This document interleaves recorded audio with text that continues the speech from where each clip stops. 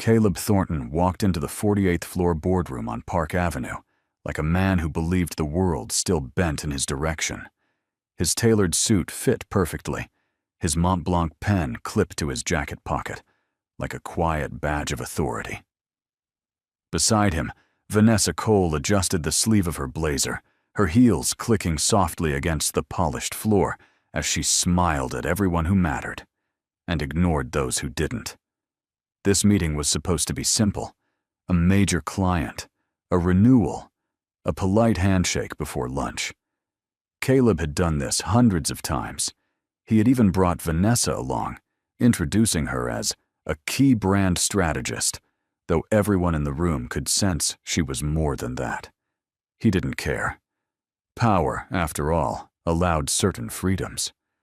The long table gleamed under soft lighting. A Manhattan skyline stretched beyond the glass walls, sharp and indifferent. Executives murmured, laptops opened, coffee cups steamed quietly. Caleb leaned closer to Vanessa and whispered something that made her laugh under her breath. He liked the way people watched him. He liked being envied. The chairman cleared his throat. "Before we begin, we're just waiting for one last arrival." Caleb barely listened. He checked his phone, scrolling through messages, confident this deal was already his. He had numbers on his side, history, reputation. He had lost nothing that truly mattered. Then the door opened. Not dramatically, not loudly, just a smooth, unhurried motion. A woman stepped inside. She didn't rush. She didn't smile. She carried no visible folder, only a slim laptop held close to her side. Her heels were modest, and her posture straight, her presence impossible to ignore once noticed. Conversations fell away, one by one, as people rose instinctively to their feet. Caleb looked up. For half a second, his mind rejected what his eyes were seeing. Madeline Rowe, the woman he had once dismissed as finished, the wife he had replaced, the mother of the child he believed he still controlled. Vanessa turned, confused by the sudden silence. "Who is that?" she whispered.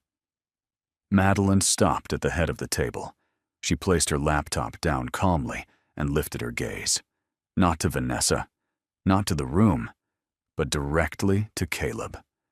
The chairman spoke, voice steady. "Let's begin. Our new CEO has arrived." Caleb felt the floor drop away beneath him as Madeline reached for the chair at the head of the table. For several seconds, no one spoke. Caleb remained frozen in his chair, his fingers still resting on the edge of the conference table, as if gripping it might anchor him to reality. The room felt smaller now, tighter, as though the glass walls had crept inward. He watched Madeline take her seat at the head of the table, the position he had always assumed belonged to someone like him. She looked different, not younger, not softer, but composed in a way that unsettled him. Her face held no trace of triumph, no bitterness either, just control. The kind that came from knowing exactly where you stood while everyone else scrambled to adjust. This wasn't how he had imagined seeing her again. In his mind, Madeline was supposed to be struggling, still rebuilding, still explaining herself to lawyers and mediators, still waiting for permission, from him, or from the world, to stand upright again. That was the version of her he had left behind. But the woman in front of him didn't look like someone who needed permission.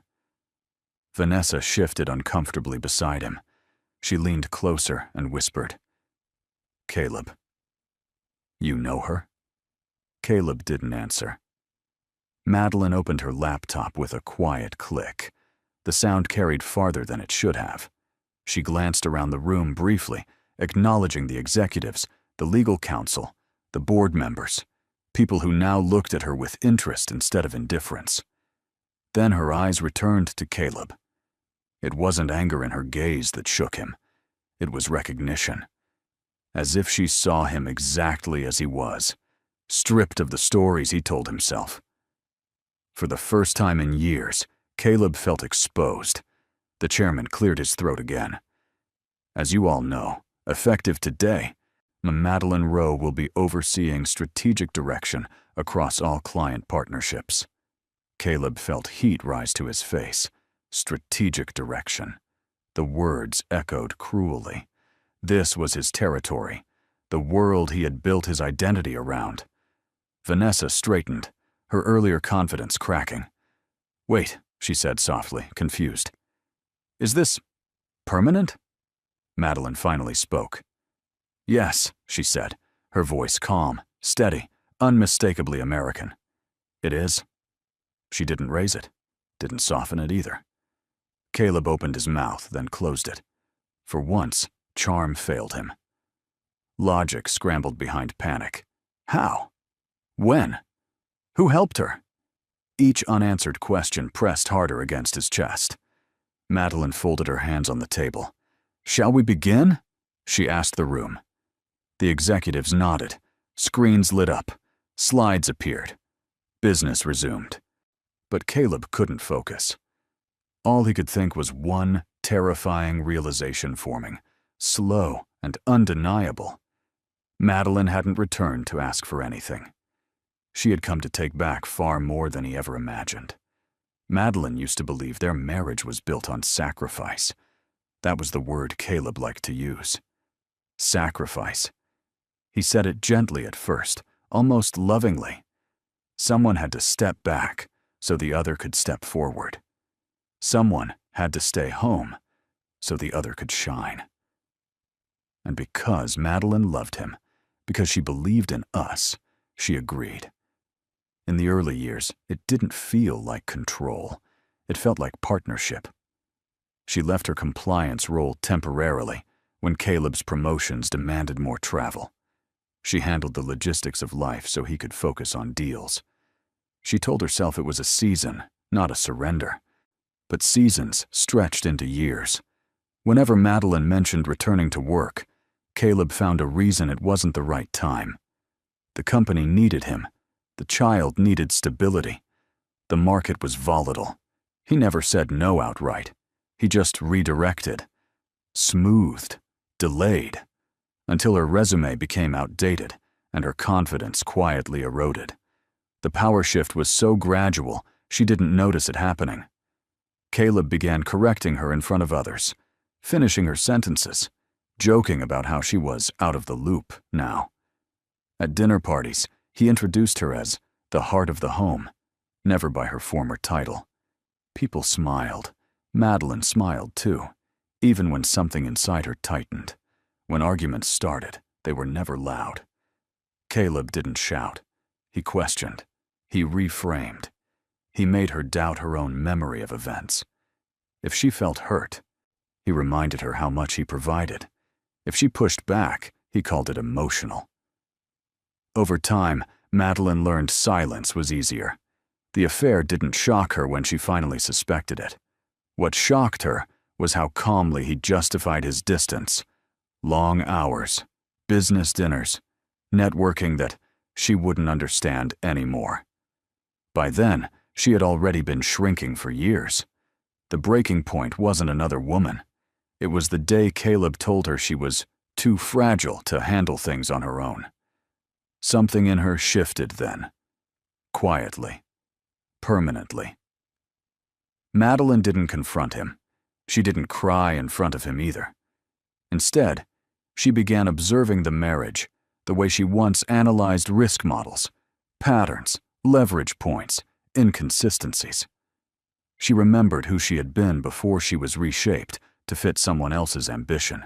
And for the first time, she stopped asking herself how to save the marriage. She started asking how to survive it. That was the moment the balance of power truly began to change, long before anyone else noticed. Madeline discovered the affair the way she had learned to discover everything in her marriage, indirectly. There was no lipstick on a collar, no dramatic phone call in the middle of the night, just small inconsistencies that didn't belong together. A dinner receipt charged to a corporate card on a night Caleb claimed he'd eaten alone. A hotel confirmation buried beneath forwarded emails. A calendar entry marked client review, that didn't match any client she recognized. At first, she told herself it meant nothing. That reflex still lived in her, the instinct to protect the marriage before protecting herself. But something had changed after the word, fragile. Instead of confronting him, Madeline paused. She watched. She listened. And slowly, the pattern revealed itself. Caleb's phone never left his side anymore. When it buzzed, he angled the screen away from her. His tone softened when he stepped into the hallway to take calls. Not secretive enough to be obvious, just careful enough to be intentional. Madeline felt the hurt, but it arrived muted, dulled by months of emotional distance. What surprised her more was the clarity that followed. She wasn't angry. She wasn't hysterical. She was alert. So she started keeping quiet records. Not screenshots, not accusations, just timestamps, locations, financial overlaps. She knew how systems failed, not all at once, but through repetition. She treated the truth the same way, calmly, methodically. At night, while Caleb slept, Madeline sat at the kitchen table with her laptop closed, reconstructing timelines from memory. She remembered what she once did for a living. Compliance wasn't about catching people in lies. It was about proving patterns couldn't be denied. When Caleb finally admitted nothing, denied everything, and blamed stress for his absence, Madeline nodded. She thanked him for explaining, and she stopped asking questions entirely. That was when he grew comfortable. He began leaving earlier, coming home later, introducing her absence as understanding. He thought silence meant forgiveness. It didn't. For Madeline, love didn't vanish in one moment. It hardened into resolve. Every overlooked anniversary, every broken promise, every night Elliot asked why Dad wasn't home, each became another data point. But by the time Caleb decided he was done pretending, Madeline had already finished documenting the truth. She never planned revenge. She planned protection. Because when love turns into leverage, the one who survives isn't the loudest. It's the one who keeps the record and knows exactly when to use it. The day Madeline lost her son did not begin with shouting or slammed doors. It began quietly, with a court notice folded too neatly inside a plain white envelope. She read it at the kitchen counter while Elliot ate cereal, his feet swinging above the floor as he talked about a science project. Madeline listened, nodded, smiled when she was supposed to. Only her hands trembled slightly as she set the paper down, careful not to let him see. Caleb had filed first. Temporary custody, emergency motion, a language designed to sound protective while cutting deeply. He claimed instability, emotional fragility, a lack of income continuity. Words chosen not to tell the truth, but to control the narrative. Madeline didn't cry then.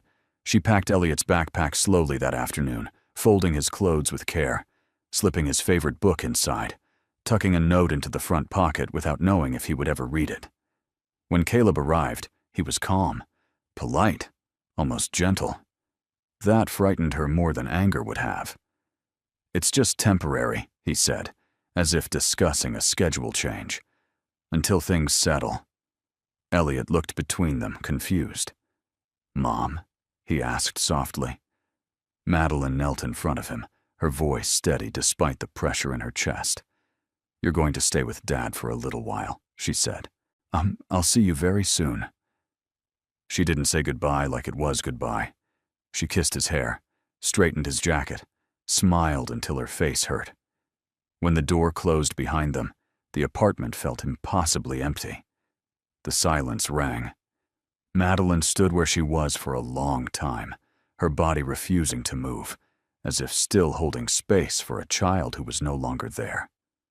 That night, she sat alone on the edge of Elliot's bed, staring at the small indentation his body usually left behind. This was the first time Caleb's power felt absolute. He hadn't taken her son out of love. He had taken him as leverage. The grief that followed wasn't dramatic. It was heavy, physical. It settled into her bones and made breathing feel like effort. But beneath it, something else took root. Resolve. Madeline understood something then, with brutal clarity. If she broke, Caleb would win completely. If she fought emotionally, she would lose strategically. So she let the pain exist without letting it rule her. She promised herself one thing in that quiet room, surrounded by reminders of the child she would get back. This loss would not be the end of her story. It would be the reason she never lost control again. Vanessa Cole believed she was stepping into the life she deserved. From the passenger seat of Caleb's Mercedes, she watched Manhattan slide past the window, glass towers reflecting late afternoon light, like mirrors of success. Caleb's hand rested casually on the steering wheel, confident, relaxed. This was the version of him she loved, the man who looked untouchable. He had told her the story carefully. His marriage was already over. Madeline was unstable, lost, unable to keep up. Vanessa accepted these explanations because they fit what she wanted to believe, that she wasn't the other woman. She was the upgrade. At work, people had started to notice her more. Invitations came faster. Her ideas were suddenly brilliant when Caleb repeated them in meetings. When she walked into rooms with him, doors opened. She mistook proximity to power for power itself. When Caleb mentioned the client meeting, Vanessa didn't hesitate. "I should come," she said lightly. "It's good for them to see us aligned." He didn't correct her choice of words. In her mind, Madeline was already gone, reduced to a cautionary tale about women who couldn't adapt. Vanessa told herself that some people were meant to be left behind. Progress required courage. What she didn't see was the way Caleb never promised her anything concrete. No timelines, no future plans spoken out loud. Just enough reassurance to keep her close. Just enough ambiguity to stay in control. After the meeting began to unravel, Vanessa sat frozen in her chair, replaying the moment Madeline had entered. The room's reaction, the sudden respect, the authority that didn't need to announce itself. "This wasn't supposed to happen," Vanessa whispered under her breath. Caleb didn't look at her. For the first time since she'd known him, his confidence cracked. His jaw tightened, eyes fixed forward, calculating. Vanessa realized then that she had never truly known him. She had known the version he allowed her to see, the one who needed admiration, not equality. A cold understanding crept in. If Madeline was the CEO, then Vanessa wasn't special. She was exposed. The thought terrified her more than losing Caleb, because without his shadow, she had to face a truth she'd avoided. She had built her sense of worth on someone else's power. And power, she was beginning to understand, never belonged to the person standing closest to it. It belonged to the one who could walk into the room and change everything without raising her voice. What Caleb didn't realize was that the meeting had been carefully arranged long before he walked into the room. Jonathan Pierce arrived 10 minutes late on purpose.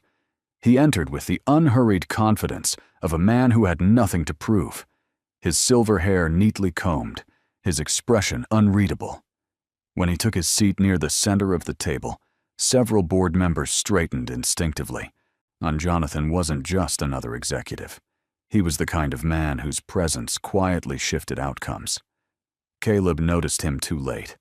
Their eyes met briefly, and something flickered across Jonathan's face. Not surprise, but recognition. Caleb felt a faint unease ripple through him. He told himself it was nothing. Old connections surfaced all the time in Manhattan. This city was built on recycled faces. Madeline waited. She allowed the opening slides to run. Revenue projections, market positioning, neutral ground. She spoke sparingly, letting others fill the silence. Every word she chose was deliberate, stripped of emotion. The room leaned in without realizing why. Then Jonathan spoke. "I'd like to address risk exposure," he said calmly, folding his hands on the table. "Specifically, or reputational and ethical risk tied to leadership behavior." Caleb stiffened. Jonathan continued, his tone conversational. "This company has worked hard to rebuild trust after past internal misconduct. We can't afford patterns." The word landed heavily. Caleb opened his mouth to respond, but Madeline lifted one finger slightly, not at him, but toward the agenda. The smallest gesture, yet it stopped him cold. She hadn't spoken his name. She hadn't accused him. And still, the power in the room shifted away from him. Jonathan glanced toward Madeline. "With the new CEO's approval, I've asked compliance to reopen a review that was prematurely closed 3 years ago." Caleb's heart pounded. 3 years ago was when Jonathan's career had derailed. A failed acquisition, blame quietly assigned. Caleb had walked away untouched. Vanessa looked from one man to the other, her confusion deepening. "What review?" she whispered. No one answered her. Madeline finally spoke again. "Transparency protects everyone," she said evenly, "especially our clients." The board nodded. Screens changed. New documents appeared. Timelines, audit notes, internal memos, not accusations. Context. Caleb recognized his own language in the files, his phrasing, his justifications. This wasn't a confrontation. It was a construction, piece by piece. And suddenly, Caleb understood something that made his stomach drop. Madeline hadn't come back to expose him emotionally. She had come back with allies, history, and timing. The boardroom wasn't a battlefield. It was a courtroom. And for the first time, Caleb realized he was no longer the one controlling the narrative. The room grew unnaturally quiet as Jonathan Pierce finished speaking. No one rushed to fill the silence. No one checked their phone. Even the low hum of the city outside the glass walls seemed to fade. Caleb felt every second stretch, heavy and unforgiving. His pulse thudded loudly in his ears, each beat reminding him that something irreversible was unfolding. Madeline stood. She didn't rush. She didn't adjust her jacket or clear her throat. She simply rose from her chair, resting her hands lightly on the edge of the table, and looked around the room as if confirming something she already knew. "This company is entering a transition," she said calmly. "Not because of panic, not because of scandal, but because leadership requires accountability." Her voice was steady, unembellished. That steadiness unsettled people more than anger ever could. Caleb felt heat crawl up his neck. He tried to speak, to interrupt, but the words refused to organize themselves. For the first time in his career, he didn't know which version of himself to present: the confident executive or the wounded husband. Both felt dangerously ineffective. Madeline continued. "As of today, all client-facing authority will be consolidated under my office. Sales leadership will report directly to me, pending review." A murmur rippled through the room. Caleb finally found his voice. "Madeline," he began, instinctively using her first name, as if that might reassert something personal. She didn't look at him. "Please," Jonathan said evenly, cutting in. "Let her finish." That was the moment it truly landed. Madeline wasn't being introduced, and she was being recognized. She tapped her laptop, and the screen behind her displayed a simple slide. No dramatic graphics, just a title. Executive Appointment, Madeline Rowe, Chief Executive Officer. Vanessa's breath caught audibly. She stared at the screen, then at Madeline, then back at Caleb. "You didn't tell me," she whispered. Caleb didn't respond. Madeline finally turned her gaze toward him, not with anger, not with satisfaction, but with something far more unsettling. Closure. "This meeting will continue as scheduled," she said to the room. "Our clients deserve professionalism, regardless of personal history." Personal history. The words landed like a quiet verdict. Caleb sat frozen as the executives nodded. Laptops reopened. Discussions resumed around him. The world didn't stop. It moved on, without him at the center. And in that moment, Caleb understood the true shock wasn't that Madeline was the new CEO. It was that she had become someone the room trusted more than him. Something he could never undo.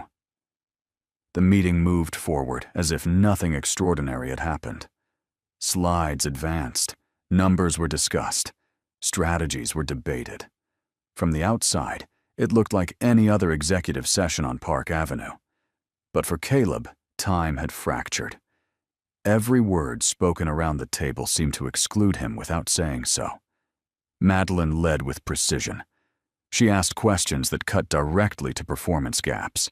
She acknowledged strengths without flattery. When someone disagreed, she listened fully before responding, measured, informed, impossible to dismiss.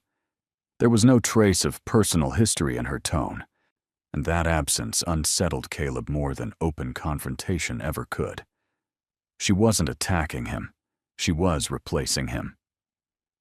Caleb tried to contribute. He cleared his throat, leaned forward slightly, and referenced a client relationship he had managed for years. Madeline nodded once, politely, then redirected the discussion to projected risks he hadn't addressed. The room followed her without hesitation.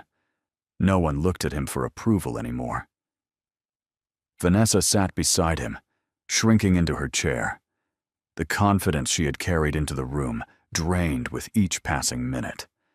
She watched as Madeline commanded attention without effort, without explanation, without even acknowledging her presence.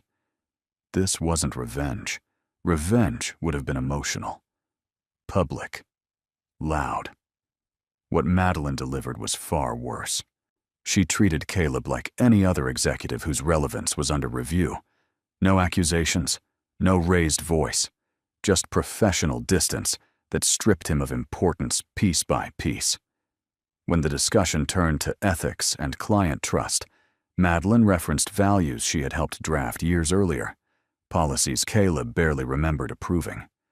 She spoke as if she had never left, as if the past hadn't pushed her out of the room she now controlled.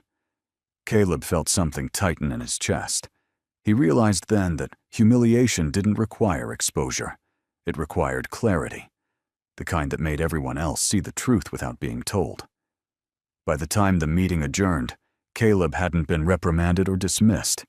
He had been rendered unnecessary. As chairs scraped back and executives gathered their belongings, Madeline closed her laptop and stood. She thanked the room, offered brief next steps, and walked out without a glance behind her. Caleb remained seated. Around him, conversations resumed, about lunch plans, follow-ups, deadlines. Life continued, just not centered on him anymore. And that was the moment it finally sank in. Madeline hadn't come back to embarrass him. She had come back to prove she never needed to. Caleb didn't realize the meeting wasn't over for him until the email arrived. It landed in his inbox less than 10 minutes after Madeline left the boardroom. No subject line drama, no warning, just a calendar notification marked Mandatory Follow-Up, Compliance Review. The sender wasn't Madeline. It was the Internal Audit Committee. His stomach tightened. Caleb had survived plenty of reviews before, but he told himself this was routine, an administrative formality meant to reassure nervous clients. He straightened his jacket, forced his breathing to slow, and clicked accept. The follow-up meeting took place in a smaller room down the hall. No skyline, no glass walls, just a long table, neutral lighting, and 3 people waiting when he walked in. Jonathan Pierce was one of them. The other 2 were compliance officers Caleb vaguely recognized, but had never needed to impress. That realization alone unsettled him. "Take a seat," Jonathan said calmly. Caleb complied, masking his unease with a practiced half-smile. "I assume this is about optics," he said lightly. "I'm happy to clarify anything." Jonathan didn't respond immediately. He slid a thin folder across the table instead. "Let's start with history," Jonathan said. 3 years ago, the acquisition review that cost me my position." Caleb's pulse spiked. "That situation was unfortunate," Caleb replied carefully, "but the findings were clear." Jonathan nodded. "They were, after certain documents were removed from consideration." The room felt suddenly airless. One of the compliance officers opened the folder. Inside were internal emails, old, archived, but unmistakable. Caleb recognized his own phrasing again. Suggestions, redirections, subtle pressure applied at just the right moments. "This review was reopened under the authority of the new CEO," the officer said evenly. "New data surfaced." New data. Caleb understood then. Madeline hadn't blindsided him in the boardroom. That was only the surface. The real shift had been happening quietly, legally, long before today. Jonathan leaned back slightly. "I didn't need revenge," he said. "I needed the truth acknowledged." Caleb's voice felt distant when he spoke. "What does Madeline want?" Jonathan met his gaze. "She wants the company protected, and she wants accountability." Outside the room, the office carried on as usual. Phones rang, elevators chimed. But for Caleb, something irreversible had begun. This wasn't about a failed marriage anymore. It was about consequences. And for the first time, Caleb sensed that every move he'd ever justified was about to be examined. Without sympathy, without shortcuts, and without him in control. Vanessa didn't leave the building right away. She stood near the floor-to-ceiling windows of the executive lounge, her reflection layered over the Manhattan skyline, trying to steady her breathing. Everything she thought she understood about the last year was unraveling faster than she could process. The confident future she had rehearsed in her mind, public appearances, quiet authority, proximity to power, collapsed into something thin and embarrassing. Caleb had promised clarity, not in words exactly, but in tone, in implication, in the way he let her believe she was different from the women who came before her. Standing there now, watching executives pass by without a second glance, Vanessa felt the weight of that illusion press down on her. She replayed the boardroom scene again and again. Madeline's calm, the way people listened, the way no one questioned her authority. Vanessa had expected anger, tears, some visible sign of weakness she could quietly judge. There had been none. Instead, Madeline had treated her like air. That was when it hit her. Vanessa had never been a threat. Not to the marriage, not to Madeline. She had been a convenience, a distraction Caleb used to reassure himself that he was still desired, still admired, still in control. And now, even that role was gone. Caleb emerged from the hallway minutes later, his expression tight, eyes unfocused. He didn't look at Vanessa at first. When he finally did, there was no comfort in his gaze, only calculation. "We'll talk later," he said flatly. Vanessa nodded automatically, then stopped herself. "Caleb," she said, her voice quieter than she intended. "What's happening?" He exhaled sharply. "Not here." That answer told her everything.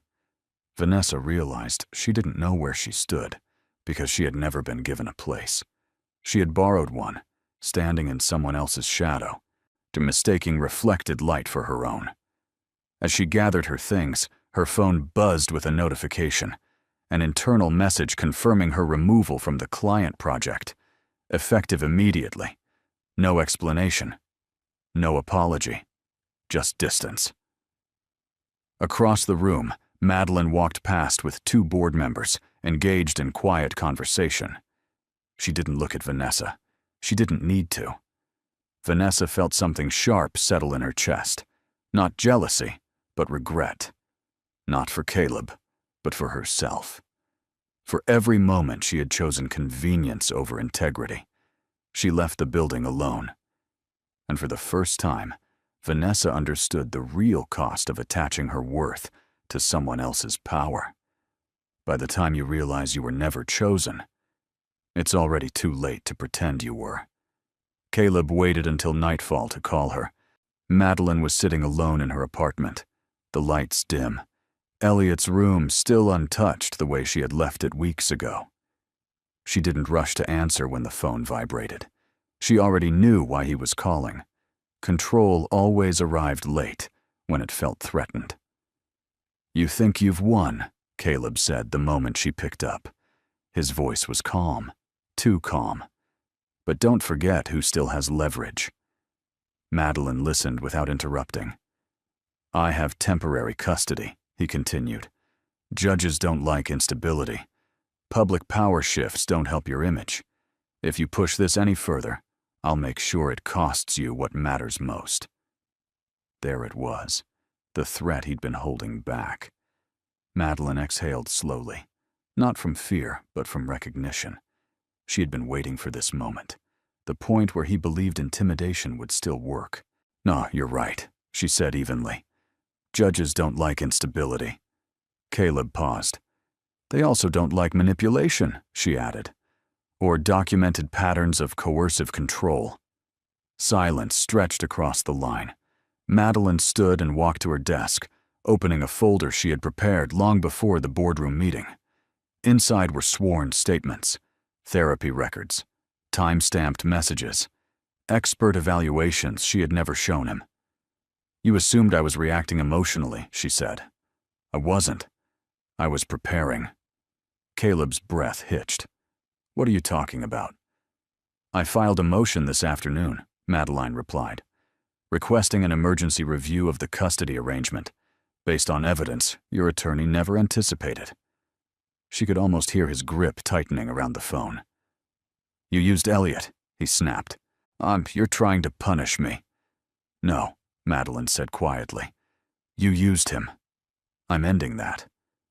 She didn't raise her voice. She didn't explain further. She didn't need to. "Anything else?" she asked. Caleb didn't answer. Madeline ended the call and sat back down, her hand steady despite the weight in her chest. This wasn't triumph. It was necessity. Protection.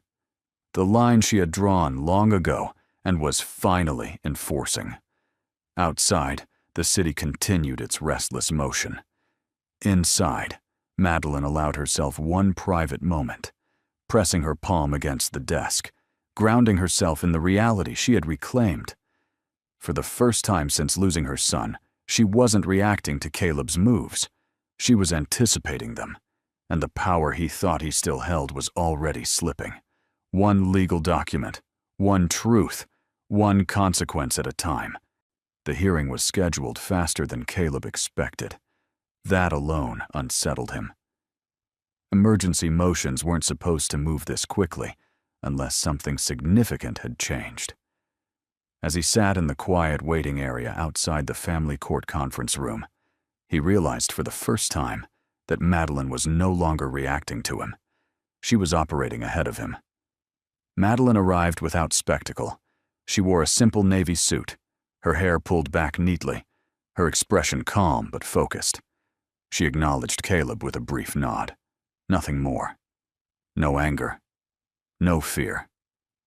That restraint unsettled him more than hostility ever had. Inside the room, the judge reviewed documents in silence.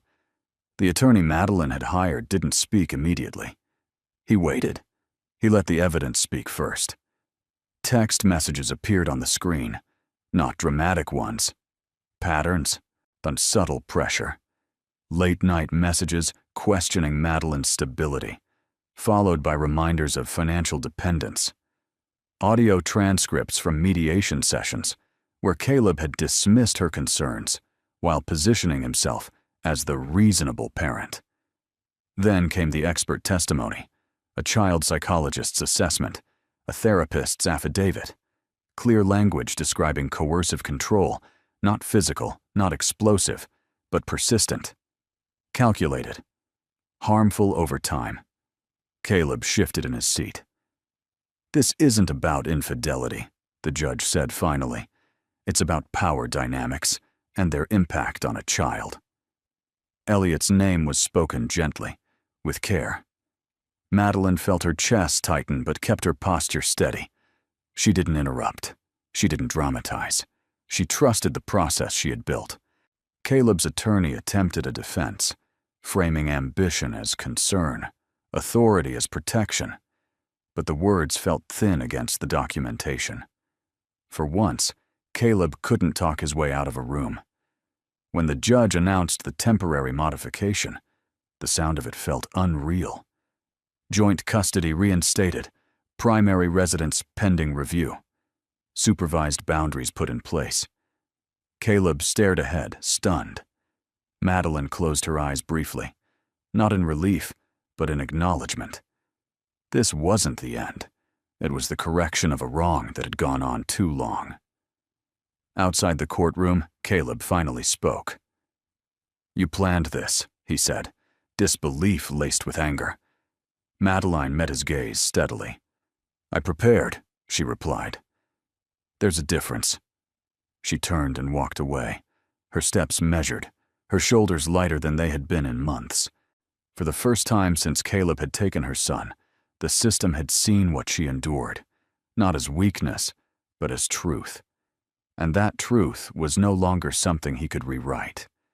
Elliot didn't understand courtrooms. To him, the room was just too quiet and too serious, filled with adults who spoke in careful voices and avoided eye contact. He sat in a small chair near the window, his feet not quite touching the floor, swinging slightly as he clutched a folded piece of paper in his hands. Madeline watched him from across the room, her heart tightening. She had promised herself she would never use her son as a weapon, never put words in his mouth, never turn his innocence into strategy. What happened next wasn't planned. It wasn't rehearsed.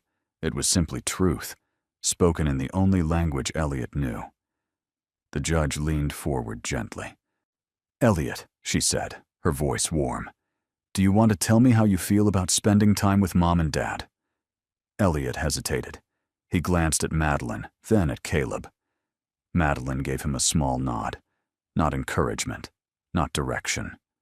Just permission to be honest. Elliot took a breath. "I like being with both of them," he said quietly. Caleb's shoulders relaxed slightly. "But," Elliot continued, his brow furrowing as he searched for the right words, "when I'm with Dad, he gets mad a lot.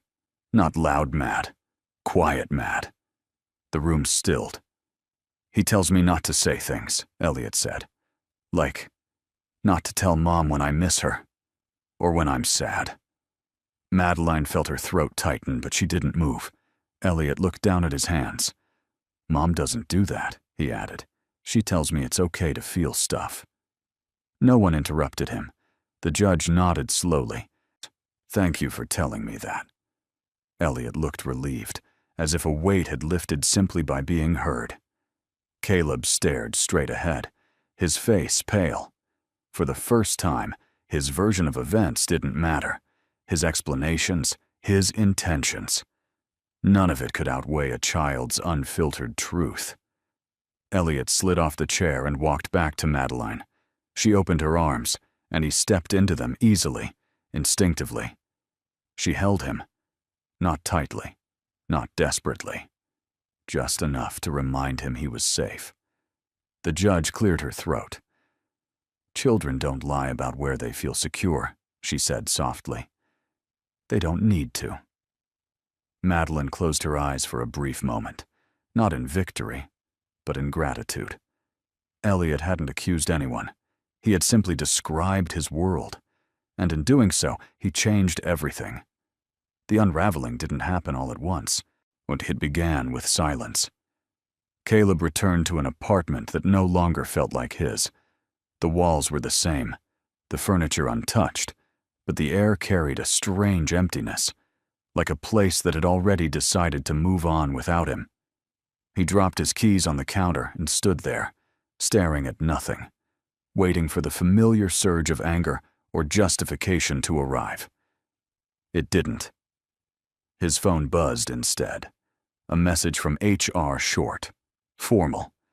His access to client accounts had been temporarily restricted, pending the outcome of ongoing reviews.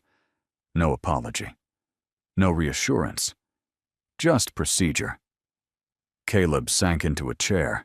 He told himself it was temporary, that he had survived worse, that he still had influence, still had connections. But the confidence felt hollow now, like a story he had repeated too many times without believing it anymore. Another message arrived, this time from a longtime colleague. Not supportive, cautious. Let's talk after things settle. Things were already settling, not in his favor. Caleb replayed the courtroom moment in his mind, the way Elliot had spoken, quietly, without accusation. That had been the blow he hadn't anticipated. Deals could be renegotiated. Reputations could be repaired. But a child's truth lingered, untouched by strategy. For the first time, Caleb felt something unfamiliar tighten in his chest. Fear. Not of losing status, not of losing money, of losing relevance. He had built his life on being the authority, the one who decided, who framed narratives, who guided outcomes. And now, without raising her voice, Madeline had removed him from the center of everything he once controlled. He stood abruptly and paced the room, running a hand through his hair, searching for a move that would put him back in command. There wasn't one. Across the city, Madeline sat quietly on Elliot's bed, reading with him before sleep. Her world wasn't perfect. It wasn't resolved. But it was honest. Caleb felt the distance then, not just physical, but moral. He hadn't lost control because someone took it from him. He lost it because he had built it on fear instead of trust. And fear, once exposed, never survives daylight. By the end of the night, Caleb understood something he had avoided for years. Power doesn't disappear in an explosion. It erodes. And he was finally standing on nothing. Madeline didn't expect Jonathan Pierce to show up at the courthouse cafe. She was sitting alone by the window, a paper cup of coffee untouched in front of her, watching Elliot color quietly at the small table beside her. The exhaustion came in waves now that the adrenaline had faded. Relief existed, but it was fragile, careful not to celebrate too soon. Jonathan approached without interrupting, waiting until Elliot looked up and smiled politely before speaking. "May I?" he asked, gesturing to the empty chair. Madeline nodded. Of course. They sat in silence for a moment. Not awkward. Just unforced. Jonathan finally spoke. "You handled today with more restraint than most people would manage in a lifetime." Madeline gave a faint smile. "I didn't have a choice." "You did," he replied gently. "You chose not to burn everything down." That landed deeper than she expected. Jonathan glanced toward Elliot. "He's a good kid." "He is," Madeline said softly. "He deserved better than chaos." Jonathan hesitated, then leaned back slightly. "There's something I never told you. Back when we worked together, before everything changed." Madeline looked at him, curious but guarded. "I admired you," he said simply. "Not for your intelligence, though that was obvious, but for the way you carried responsibility without demanding credit." She absorbed that quietly. "When Caleb pushed me out," Jonathan continued, "I thought I'd failed. Took me years to realize I'd just trusted the wrong person. Seeing you walk back into that boardroom, it reminded me that some people don't lose their strength. They postpone it." Madeline felt something loosen in her chest. This wasn't a declaration. It wasn't a rescue. It was recognition. "I'm not asking for anything," Jonathan added quickly. I know your priorities are clear." She nodded. "They are." They sat there, watching Elliot hum softly to himself, coloring outside the lines without concern. "For what it's worth," Jonathan said, standing, "I'm glad you're here. Not as a CIO, as yourself." After he left, Madeline stared out the window, feeling something unfamiliar but warm settle in her chest. Not dependency, possibility. For the first time in a long while, she allowed herself to imagine a future that wasn't just about survival or justice, but connection. And that, she realized, might be the most unexpected victory of all. Justice, Madeline learned, didn't arrive with applause. It arrived quietly, through emails sent late at night and decisions made behind closed doors. There was no public announcement about Caleb's removal from leadership, so no scandal splashed across headlines, just a gradual, unmistakable shift that everyone in the company understood, without it being explained. His title was suspended first, then his access, then his influence. Madeline never requested his dismissal directly. She didn't need to. The review committees worked through the evidence methodically, the way systems were meant to function when no one interfered. Each finding pointed in the same direction: patterns of misconduct, abuse of authority, ethical lapses hidden under performance metrics. Caleb tried to fight it. He sent messages to former allies, framed himself as a victim of overcorrection, hinted at lawsuits he never formally filed. Most replies came back neutral, polite, non-committal. A few didn't come back at all. Power, Madeline understood, was loyal only when it was useful. The final decision came on a Tuesday morning. Madeline read the report alone in her office, sunlight stretching across the desk. Caleb Thornton was formally terminated, without cause for reinstatement. The wording was precise. Final. She closed the document and sat back, feeling no rush of triumph, only release. That evening, Madeline walked Elliot home from school, holding his small hand as they crossed the street. He talked about his day, about a math test, and a story he wanted to write. Ordinary things. Safe things. "Mom," he said suddenly, looking up at her, "are we okay now?" She stopped walking and knelt so they were eye level. "Yes," she said honestly. "We are." That was justice.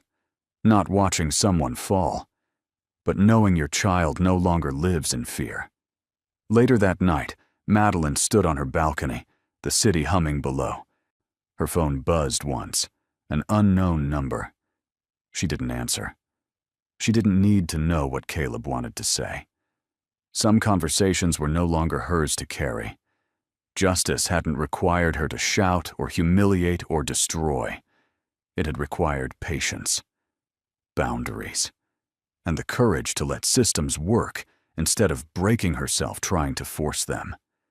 Madeline stepped back inside, closing the door on the noise outside.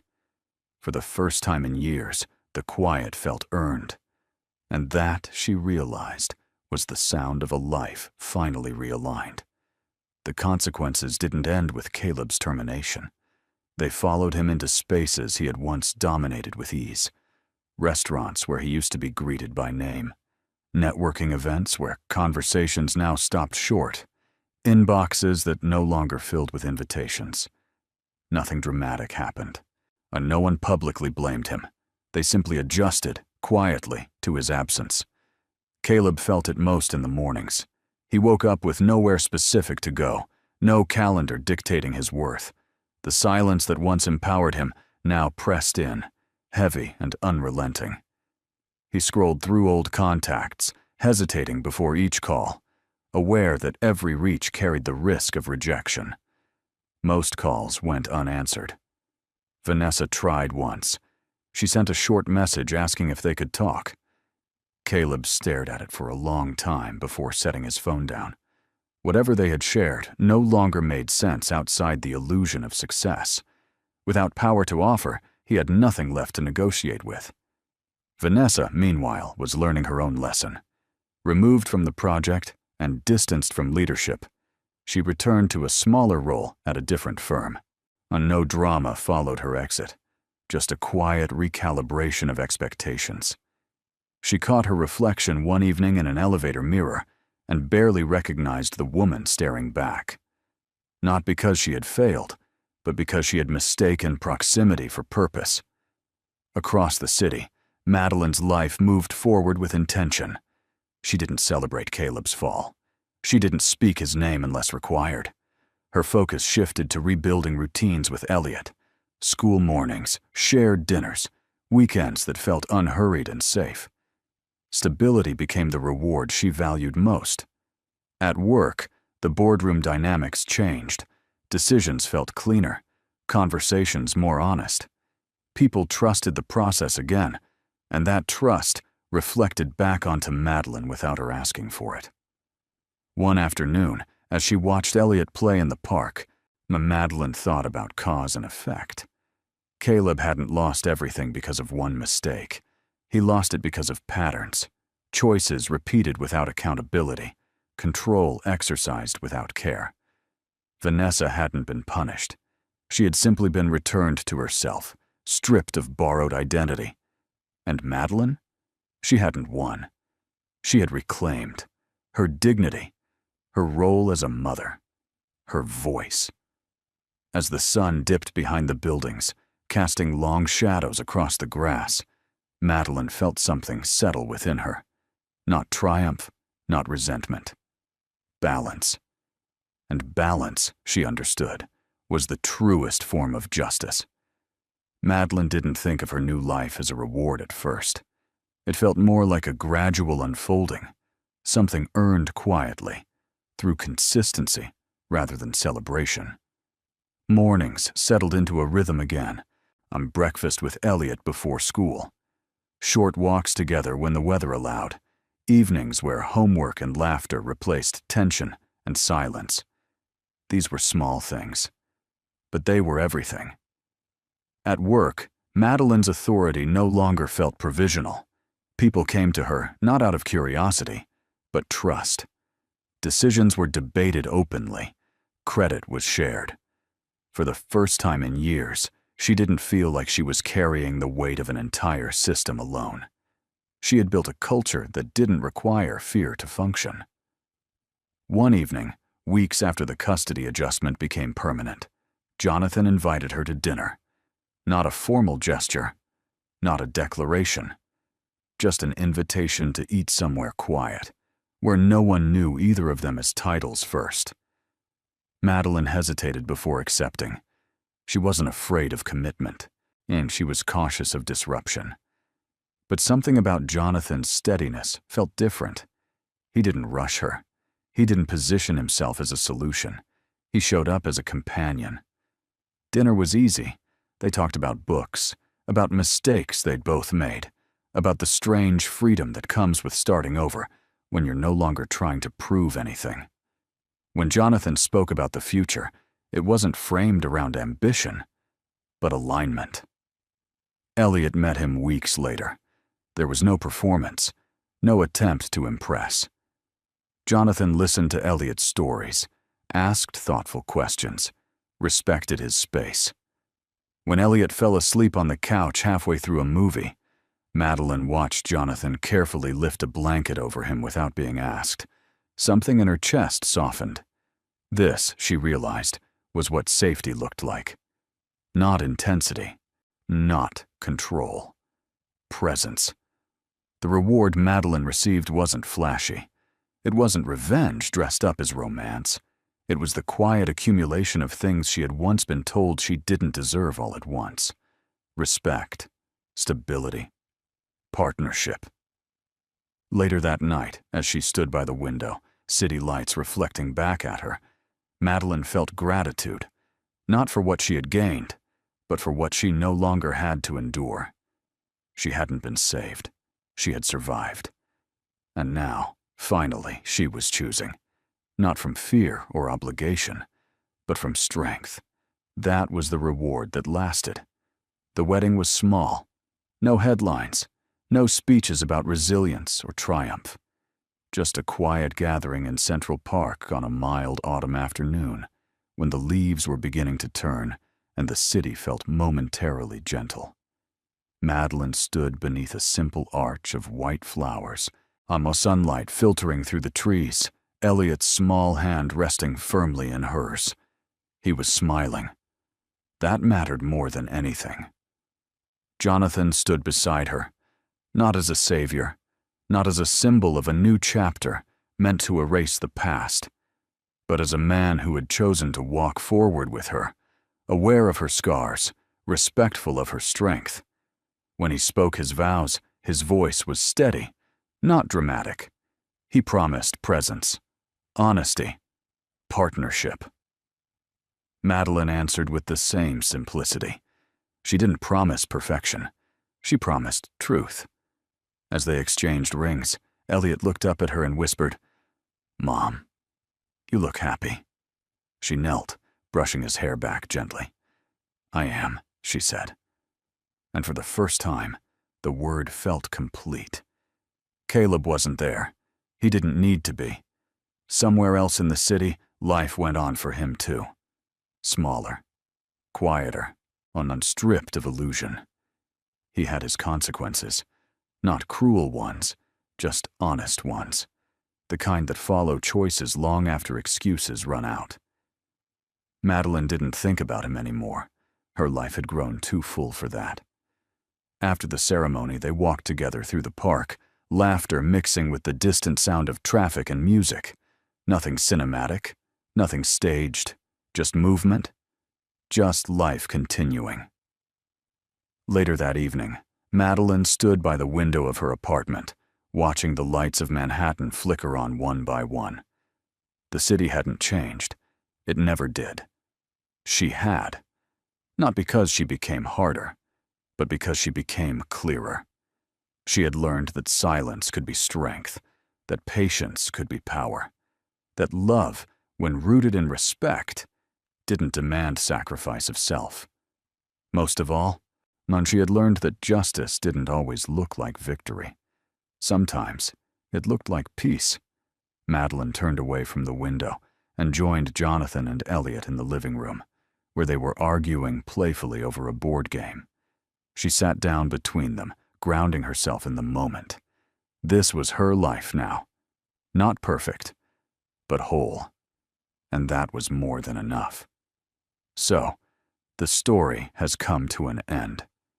And if you're still here with us right now, truly still here until this moment, then maybe something in this story has touched your heart in a quiet way. Maybe not loudly. Maybe not dramatically, but enough to make you pause. What this story really shows us is something very human. Life doesn't always reward the loudest voice, the angriest reaction, or the quickest revenge. Sometimes, healing comes from clarity, patience, and knowing where to stand.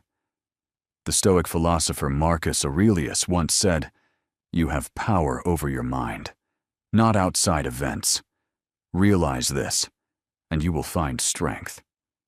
Madeline didn't win because she screamed.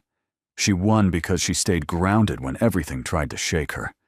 Another Stoic idea reminds us, the best revenge is not to be like your enemy. And that's exactly where healing begins. When you stop reacting from pain and start acting from values, life slowly realigns itself. Not perfectly, but honestly. If this story resonated with you, if it made you reflect on your own boundaries, your own resilience, or your own quiet strength, then you're not alone. Stories like this exist because so many of us are walking similar paths. If you felt something, please take a moment to like this video, or share it with someone who might need it, and subscribe to the channel. Your presence here matters more than you know. This story is a work of fiction created for storytelling, emotional reflection, and educational purposes. While the characters, events, and situations may feel realistic and relatable, they are not intended to represent real individuals, companies, or specific legal cases. Any resemblance to actual people or events is purely coincidental. The themes explored in this narrative, such as personal growth, accountability, resilience, and healing, are meant to encourage viewers to reflect on real-life values in a thoughtful and constructive way. This content does not provide legal, financial or professional advice, nor does it aim to portray factual reporting. Instead, it uses fictional storytelling to explore emotional truths and moral lessons in a responsible and respectful manner. Viewer discretion is advised, and audiences are encouraged to interpret the story as a creative narrative designed to inspire reflection rather than a depiction of real-world events.